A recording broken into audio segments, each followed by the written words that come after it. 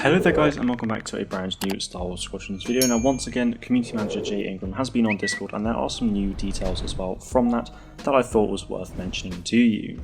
But before going into that, my newest merch has just dropped. These two designs are inspired by Squadrons with Remember Why We Fly and You Are the Empire's Strength. These two designs will allow you to show off your allegiance to your favourite faction within the game, and I wanted to go for this kind of silhouette design as I've never actually done something like this before.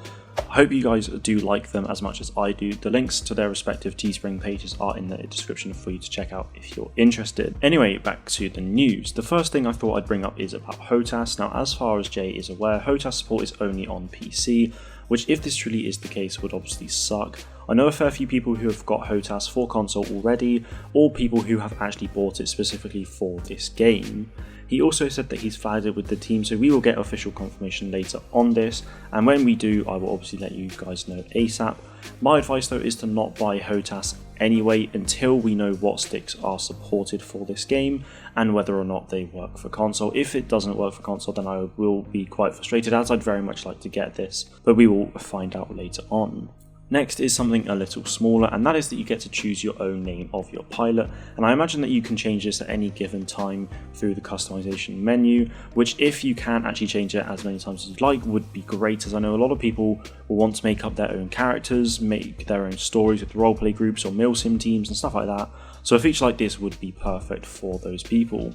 Now I think you already may be aware as well, I certainly wasn't though however, but the game will have a prologue that starts right after the Death Star has blown up Alderaan, obviously within A New Hope.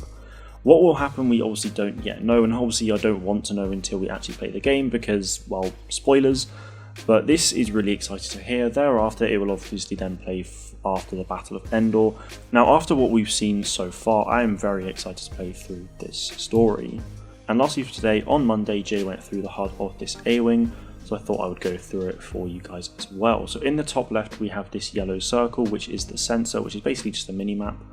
We then have another yellow circle in the lower left, which is the speed of your A-Wing. The blue indicates your regular speed, with the yellow lines indicating speed boost charges. Above the speed we then have the red targeting computer, which showcases the type of enemy ship that it is and the overall hull integrity, which I imagine is just the health. We then also see the dotted lines as well, which is just below it, which is the power output. Blue is the speed, red is the lasers, and the empty line, which is normally green, is the shields. The higher the power, the faster, more damage, and higher shields you'll have. Now obviously you can't have all the power on all things, obviously that would be very overpowered, but that power management system there is really cool. Now these three icons you can see here as well are the ship components. These components can be seen within the gameplay trailer, with there being 60 of them that we know so far, and above we have the red line as well, which is the blaster overcharge indicator. And lastly for today we then have the health and shield of your own ship. The 74 is the current health of the A-Wing, with the green lines showing the shield strength and focus. From this we can see that the shields are currently balanced at both the back and the front of the ship.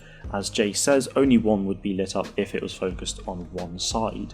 Something to note as well though is that this is strictly for the A-Wing. Other interiors will look and work differently, though the indicators will no doubt be very clear as to what they actually are. Anyway guys, that is it from me today though. Be sure to check out the new merch if you are interested, links are in the description, and let me know in the comments what ship you want to fly first. Thank you all very much for watching, and may the force be with you always.